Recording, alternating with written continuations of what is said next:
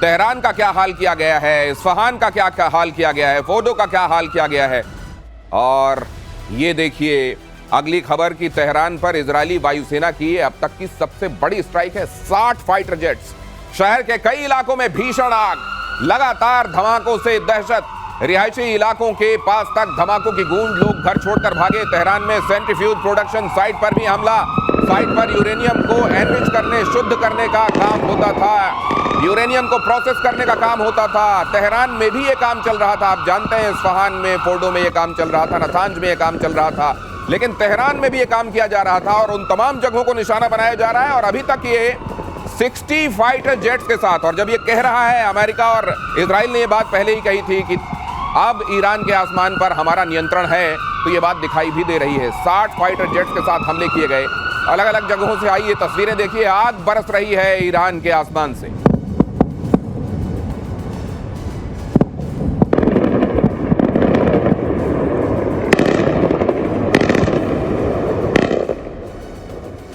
और अगली खबर, इजरायली एयरफोर्स के अटैक से ईरान के इस्फहान में जबरदस्त धमाका। आईडीएफ के सटीक हमलों से पूरा शहर दहला। ईरान के काशान शहर पर भी इजरायली फोर्स का एयर स्ट्राइक, हमले में पुलिस हेडक्वार्टर ध्वस्त। तो ये देखिए आप वो तमाम जगहें जिन पर ईरान का असल में एस्टेब्लिशमेंट हुआ करता है, वो एक एक करके आपको खंडहर होती हुई दिखाई दे रही हैं। हालांकि ईरान का दावा तो ये भी है कि हमारे नागरिक ठिकानों को निशाना बनाया जा रहा है। इजराइल ये कह रहा है कि असल में काम तो आप ये कर रहे हैं और हमारे ऊपर तोहमत लगा रहे हैं। लेकिन यहाँ देखिए ईरान में कहीं आग दिखाई दे रही है, कहीं धुआं, कहीं खंडहर, स्मशान सा होता जा रहा है पूरा का पूरा ईरान। इन खबरों का मायना, इन खबरों के मतलब समझने हैं अगर आपको, तो आइए चलते हैं मेजर गौरव आर्य के पास। और एयर मार्शल पीके श्रीवास्तव हमारे साथ इस चर्चा में जुड़ रहे हैं। ये तो तबाही और ज्यादा तबाही यही चल रहा है ईरान में। बिल्कुल आप ठीक कह रहे हैं दिनेश, जिस लेवल पे अब इजराइल और ईरान की लड़ाई पहुंच गई, और जो बातें डोनाल्ड ट्रंप ने बोली हैं, डोनाल्ड ट्रंप ने यह बोला है कि अब डील नहीं होगी, डील का वक्त चला गया, now we want total surrender. एक जमाना था कि जब दुनिया कहती थी ईरान से कि साहब बातचीत कर लेते हैं, मोल भाव कर लेते हैं, आप थोड़ा सा पीछे हटो, हम थोड़ा सा पीछे हटते हैं, चलो बीच का पाथ निकालते हैं। ईरान ने मना कर दिया। आज की तारीख में नेतन्याहू ने मन बना दिया है कि इसको गाजा बना देगा तेहरान को, और वो कर भी रहा है। जो आप कह रहे हैं कि 60 हवाई जहाज किसी देश की राजधानी के ऊपर कैसे उड़ सकते हैं, हाउ इज इट पॉसिबल? इसका मतलब आपका एयर डिफेंस का सिस्टम उसने पूरा का पूरा ध्वस्त कर दिया है, ये चकनाचूर कर दिया है। अब इन लोगों के पास और कोई चारा नहीं है, ऊपर से मौत बरसेगी, ये बात तय है। और जो सर बता रहे थे ना, वो पेनिट्रेटर, वो जीबीयू सर जो आपने बताया था 57 जीबीयू 57 के बारे में सर ने बताया था, उसमें यह सलाहियत है कि 200 फुट नीचे जमीन पे जाके फटता है। पहले वो ड्रिलिंग मशीन की तरह ड्रिल करता है, फिर वो जाएगा, फिर नीचे चाहे न्यूक्लियर हो चाहे खमेनेई हो, दोनों को ढूंढता है दिनेश। और बात है, अगर आपको याद रखना है, गजब बॉम्ब है, अंदर जाकर फटता है जीबीयू। और ये सत्ताधीशों एक बात और है, ये कारनामा इजराइल पहली बार नहीं कर रहा है। इसने ऑप ओपरा के नाम से बगदाद में 1981 में ऐसे ही F-16 जाके मारा था, उनका जो न्यूक्लियर प्लांट था। उसके बाद 2006 या 7 में सर ये सीरिया में मारा था। सर इतिहास आपसे जानेंगे, आज तो ये वर्तमान में बता दीजिए कि इनका बाबर 373 और S-300 कहीं कुछ तो करते दिखाई देना चाहिए। कैसे करेगा? उन्होंने तो सारे मार दिए, आप सुन नहीं रहे, 100 से ज्यादा लॉन्चर्स मार दिए। ये कह रहे हैं कि अक्टूबर में ही पिछले साल निपटा दिया था 2024 में। ये बात सही है कि अभी अभी इनको ढेर किया है ये ड्रोन से?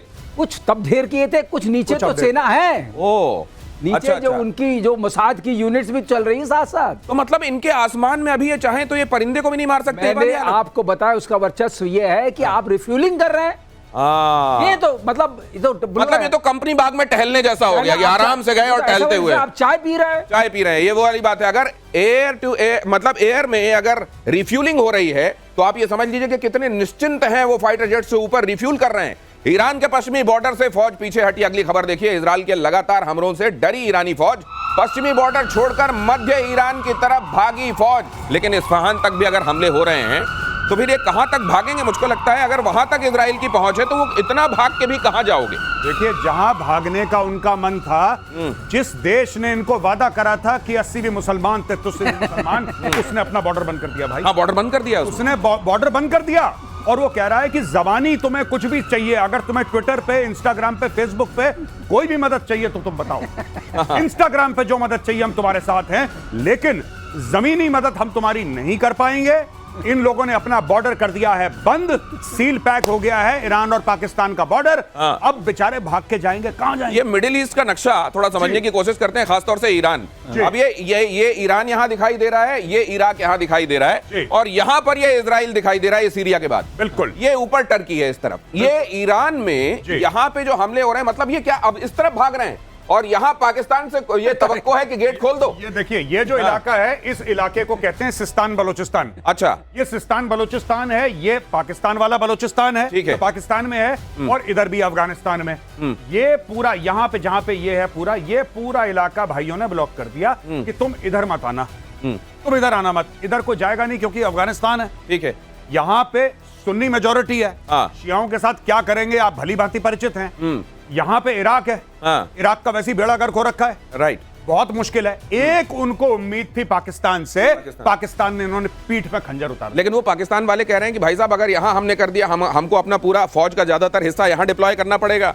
इधर वाले में क्या होगा फिर? तहरीक तालिबान पाकिस्तान, उसके लिए फ्री फॉर ऑल हो जाएगा। और वहां मोदी जी कह रहे हैं कि ऑपरेशन सिंदूर खत्म नहीं हुआ। हाँ, ये भी सैंडविच कहते हैं इसको। हाँ, और नहीं, दूसरी बात और, बेंजामिन नेतन्याहू ने कई साल पहले कहा था कि ईरान के पास और पाकिस्तान के पास न्यूक्लियर नहीं होना चाहिए। तो अब इस बात से पाकिस्तान में हड़बड़ी मची हुई है कि ईरान का तो जो हो रहा है वो हो रहा है, हमारा अगला नंबर है क्या?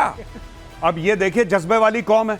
मैं इनके टेलीविजन प्रोग्राम देख रहा हूं पिछले 4-5 दिन से, और पाकिस्तान में इतना खौफ है, इतना खौफ है। कहता है एक बात करता है अखंड भारत की, एक बात करता है ग्रेटर इजराइल की। तो कहता फिर खान साहब आप बताइए क्या चल रहा है? कह रहा अरे भाई बीच में हमें ना निपटा दें ये दोनों मिलके, क्योंकि इनके बॉर्डर मिल जाएंगे फिर। ये बातें चल रही हैं। मारा जा रहा है ईरान को, और थप्पड़ जो है ना वो उधर जाकर पाकिस्तान तक को लग रहा है। अब ये देखिए क्यों होता है। आपको मालूम है, अगर एक कमरे में परीक्षार्थी बैठे हुए हैं और अचानक फ्लाइंग स्क्वाड आ जाए और नकल चेक करने लगे कौन कौन लेकर आए, वो जो कोने में बैठा होता है ना, अंदर लेकर वो भी खर्रा लेकर फड़फड़ा रहा होता है कि न जाने यहां ना आ जाए। यही हो रहा है पाकिस्तान के साथ। ईरान में बड़े पैमाने पर internet blackout, social media platform इस्तेमाल करने पर पाबंदी। ईरानी सरकार ने अपने नागरिकों को चेताया, व्हाट्सएप, टेलीग्राम का इस्तेमाल न करें, किसी भी लोकेशन बेस्ड ऐप का इस्तेमाल ना करें। इजरायली टारगेट किलिंग के बाद अलर्ट जारी, इजरायली ऐप्स के जरिए ट्रैक कर रहा है ईरान, कह रहा है। अब ये इनको हर जगह भूत नजर आ रहा है। हाँ। यहां भी भूत, वहां भी भूत। अगर ये कर भी रहे हो तो इतने सारे कमांडर मारे जाने के बाद खामेनेई कह रहे हैं कि वो हो सकता है मॉस्को रवाना हो गए हो, कहीं किनारे से निकल लिए हैं। इस तरह की स्थिति में आपको व्हाट्सएप तो डर लग रहा है। दिनेश, आप ये कह रहे थे ना ट्विटर पे सपोर्ट करेंगे, व्हाट्सएप पे सपोर्ट करेंगे, वो भी बंद हो गया।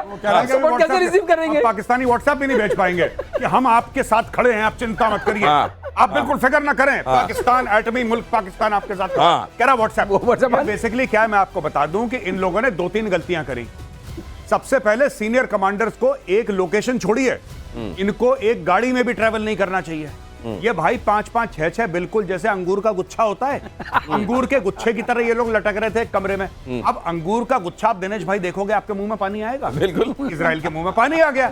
इजराइल ने वहीं पे बम मारा जहां पे अंगूर का गुच्छा था। एक साथ 5-5, 6-6 निपटे इनके। तो ये चीज हो गई। अब इनको डर लग रहा है कि व्हाट्सएप, टेलीग्राम, अरे भाई चिड़िया चुग गई खेत, तुम्हारा जो खेल होना था वो खेल हो चुका है। अब व्हाट्सएप, अब एक बात बताइए, कोई बेचारा सब्जी बेचने वाला तेहरान में वो व्हाट्सएप चलाएगा, इजराइल उसकी लोकेशन जान के क्या करेगा? ये तो आपके जो सरकार वाले, और ये खुद ट्वीट कर रहा है, हमें नहीं। मैंने अपनी ट्वीट में मैंने उसको बोला था कि सर ऐसा है कि आप कोई भी इलेक्ट्रॉनिक डिवाइस ऐसी अपने साथ लेकर मत चलना, और अगर किसी ने आपको कोई मोबाइल फोन गिफ्ट करा है ना कुछ दिन पहले, तो आप सबसे पहले उसको ठिकाने लगाओ, क्योंकि यहूदी ढूंढ रहे हैं आपको। ये Jews are looking for you। घड़ी घड़ी मोरा दिल धड़के, हाय धड़के क्यों धड़के, घड़ी गिफ्ट की गई थी मुनीर की तरफ से। कहीं घड़ी, फोन, ये सब गिफ्ट में लेकर आप इसलिए तो शिकार नहीं बन रहे हैं। ट्रम्प का दावा, खामेनेई कहां, अमेरिका को पता है फिलहाल खामेनेई को नहीं मारेंगे। We know but for the time being will not kill, ये कहा है ट्रम्प ने। ईरान बगैर शर्त सरेंडर करे, हमारा धैर्य चुक गया तो फिर और ज्यादा खतरा हो जाएगा। अच्छा, ये ट्रम्प जो है, पर एक बात तो मुझको लगता है इजराइल ने इनको बयान देने के लिए रखा है क्या? नहीं, एक तो बयान देने का, ट्रम्प ने बोला हम तुम्हें नहीं मारेंगे, फिलहाल के लिए नहीं मारेंगे। फिर कल पता लगेगा कि हो गया, फिर वही बात करेगा जो हम कल कह रहे थे कि मैं मजाक कर रहा था। हाँ, मजाक। ठीक है, ये ट्रम्प वैसे ही है, ये पलट जाएगा अपने बयान से। आज कह रहा है कि नहीं मारेंगे, नहीं मारेंगे, नहीं मारेंगे, और चुपचाप इजराइल को बोल रहा है कि अच्छा ये बड़ी मजे की बात आप कह रहे हैं। एक बात मैं इससे जोड़ दूं, एक बात, ये पाकिस्तान में भी यही बात हो रही है कि भाई ईरान से तो ओमान में बात चल रही थी, अमेरिका की ओमान में बात चल रही थी, अगले दिन मार दिया। तो इधर का नाम नहीं ले रहे लेकिन यहां मार दे। अब ये बिल्कुल बात सही कह रहे हैं कि ट्रम्प कह रहे हैं कि तुम सुरक्षित हो, इसका मतलब खामनेई को और चिंता कर लेनी चाहिए। मैं क्या हेलमेट सही है, बैठ जाओ। हाँ, तो यही डरने की पूरी बात है, वो कह रहा है कि पूरी बात है, क्योंकि ये जो ट्रम्प है ये बोलता कुछ है, कहता कुछ है, सोचता कुछ है, और तीनों चीजों में कोई रिलेशन नहीं है इसके। इसकी जबान, इसका दिमाग, इसका दिल, इन तीनों का तार नहीं है, बीच में कटे हुए हैं तार इसके। ये दिल में कुछ महसूस करता है, दिमाग से कुछ सोचता है, बोलता कुछ है, सुनता कुछ है। इसने बोल दिया, ये कह रहा है कि भाई साहब आप चिंता मत करो, इसके पसीने निकल गए होंगे, खमेनेई के अभी ये भाई के पसीने निकल गए होंगे कि अब तो ट्रंप ने बोल दिया चिंता मत करो, अब चिंता का विषय है भाई, अब चिंता का विषय है। अगली खबर देखिए, ईरान के सुप्रीम लीडर खमेनेई की अमेरिका को धमकी। अमेरिका ने हमला किया तो गंभीर अंजाम भुगतने होंगे, हम किसी भी सूरत में सरेंडर नहीं करेंगे। खमेनेई ने कहा सैन्य हस्तक्षेप अमेरिका के लिए विनाशकारी होगा, खमेनेई ने कहा। अगली खबर भी देख लीजिए, ईरान के सुप्रीम लीडर को लेकर बड़ा दावा, खामेनेई ईरान छोड़कर मॉस्को निकल लिए। सोशल मीडिया पर किया जा रहा है ये बड़ा दावा, और उसके सबूत के तौर पर एक तस्वीर भी रखी जा रही है जो मैं आपके सामने रखूंगा। लेकिन क्या खामेनेई के लिए ईरान में बंकर खत्म हो गए हैं? ये तस्वीर रखी गई है, देखिए। ये पीके श्रीवास्तव सर, आप इसको समझाइए जरा। UAE 129 ये कहा जा रहा है कि भाई साहब ये ईरान में, बाकी देखिए पूरा एयर स्पेस कहीं कुछ नहीं दिख रहा है, ये प्लेन जा रहा है, ये निकल लिया मॉस्को की तरफ से, ये निकल लिया। हाँ, तो ये निकल लिया इसलिए क्योंकि वो खमनेई चले गए, उन्होंने समझ लिया कि ये जो ट्रंप है ये विश्वसनीय नहीं है, कह रहा है कि आप सुरक्षित। ऐसे ही ट्रंप ने कहा कि हमको लोकेशन पता है लेकिन हम कुछ नहीं करेंगे, वैसे उन्होंने लोकेशन बदल दी। दिनेश ये पूछिए गया क्यों मॉस्को? क्योंकि अभी पुतिन ने इनको हैप्पी बर्थडे कहा है ट्रंप को, अच्छा, उसका ख्याल रखते हुए उसने कहा मॉस्को ही सुरक्षित जगह है। अब बंकर की आप बात कर रहे हैं, किस बंकर में घुसेंगे जब बंकर 200 फीट नीचे, 300 फीट नीचे वाला बंकर सुरक्षित नहीं है? तो कौन सा बंकर सुरक्षित? तो फिर अगर बंकर सुरक्षित नहीं है, उधर मॉस्को जा रहे हैं और उधर ट्रंप कह के आए कि G8 से रशिया को नहीं निकालना चाहिए था, उधर पता चला पुतिन ने फोन करके बोला कि हाँ खमेनेई जी हमारे पास सुरक्षित हैं। ये इससे कौन? पूरी सुरक्षा है, पूरी सुरक्षा है, बिल्कुल। सुरक्षा में कोई कमी नहीं है। ये बिल्कुल संभव है। अब ये सिस्टम से बाहर है, अब ये सिस्टम से बाहर। अब आप ये देख लीजिए कि अगर इन्होंने बयान दिया हम सरेंडर नहीं करेंगे, उसके तुरंत बाद एक प्लेन टेक ऑफ करता है और मॉस्को की तरफ निकल लेते हैं, और वो कह रहे हैं कि अमेरिका को ये बहुत भारी पड़ेगा, और पता चल रहा है वो मॉस्को में पुतिन के बगल में बैठे। आप सोचिए वैसी स्थिति, कैसी स्थिति है ईरान के लिए, ईरान की आवाम के लिए। ईरान पर जंग में उतरने की तैयारी में ट्रंप। अगली खबर देखिए, अमेरिकी अफसरों का बड़ा दावा, न्यूक्लियर साइट्स पर अमेरिका हमला कर सकता है। फोर्डो साइट पर इजराइल के साथ मिलकर अटैक पर विचार चल रहा है। ट्रंप आज रात युद्ध में कूद सकते हैं, इजरायली मीडिया कह रही। किसी ने कहा मेजर साहब कि फोर्डो की स्पेलिंग बनती है FORDO, फोर्डो। अब ये फोड़ दो कह रहे हो, और फिर इजराइल की क्या गलती है? फिर इजराइल बोलेगा हमने तो वही सुना जो आपने बोला। ये B-52 इनके बॉम्बर्स हैं, जो गार्सिया में 6 के 6 पड़े हुए, 6 के 6, और उसमें वो GBU-57 उन्हीं में लोड रहता है। वो 2-4-1 में डाल के 6 के 6 उड़े। अच्छा, उनका जो रेडियस है पूरा फ्लाइंग का, यानी कि जितने वो जाके वापस आ सकते हैं, वो 11-12 हजार किलोमीटर अपना ट्रैवल कर सकते हैं विदाउट रिफ्यूलिंग। यानी कि यहां से अच्छा, दूसरी चीज वो स्टेल्थ है, दे आर स्टेल्थ। तो आप स्टेल्थ की वैसे जरूरत नहीं है इस वक्त, तेहरान का जो बेड़ा गर्क हो रखा है ईरान का, स्टेल्थ की कोई जरूरत नहीं है। आप एक बस को भेजेंगे, बस का भी नहीं उनको पता लग रहा, ये तो खैर स्टेल्थ है। तो वो जाएगा डीगो गार्सिया से, और जाएगा और वहां पे पूरे बम गिरा के वापस आ सकता है with in a matter of few hours. और दिनेश खास बात यह है कि अगर 200 फीट तक गया, एक के ऊपर दूसरा जा सकता है। हाँ, तो 200-400 हो गया फिर।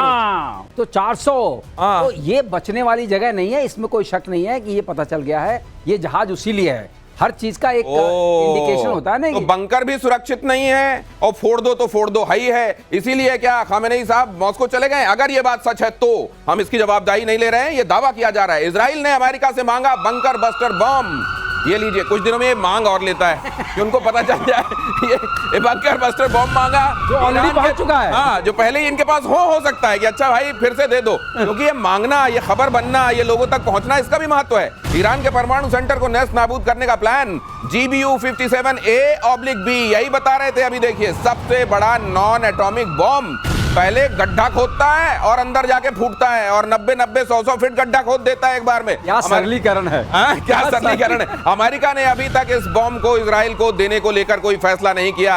अगर यह बॉम्ब इजराइल के हाथ पड़ गया तो इससे ईरान में तबाही मच सकती है। ऐसी भी आशंका है कि अगर इजराइल ने इस बॉम्ब से परमाणु प्रतिष्ठानों को निशाना बना दिया तो ईरान में न्यूक्लियर रेडिएशन फैल जाएगा, तेरा तुझको अर्पण हो जाएगा, जो आम लोगों के लिए घातक हो सकता है। अब ये जो बना के बैठे हुए हैं अपने घर में, ये गए और एक आध फोड़ फाड़ दिया इन्होंने और रेडिएशन लीक हो गया, तो फिर ईरान तो पीढ़ियों तक रहने लायक नहीं रहेगा। नहीं बिल्कुल, लेकिन ये देखिए मैं आपको बात बताता हूं सीरियसली कि ये कभी ना कभी तो इनको करना है।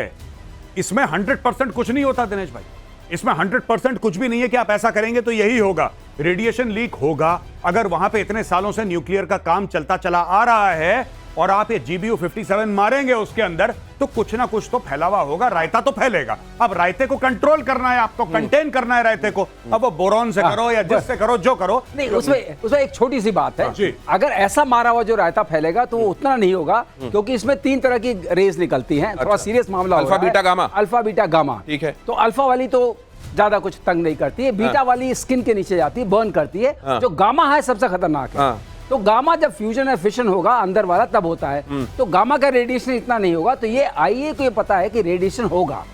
एक्सरे तो मेडिसिन वाला होता है, तो रेडिएशन होगा लेकिन इतना खतरनाक नहीं होगा कि पूरे इलाके को कर दे। तो बोरान जो बताया गौरव ने, वो बोरान पड़ेगा तो अपने आप मामला। तो ये रायता फैलेगा तो उसमें बूंदी बोरान की होगी। अच्छा, इसमें एक और चीज मैं कह दूं, सर ने बोला, जब सर कह रहे थे ना कि इसमें 3 किस्म की रेज है, अल्फा बीटा गामा, मुझे लगा सर कहने वाले हैं 3 किस्म के रायते हैं।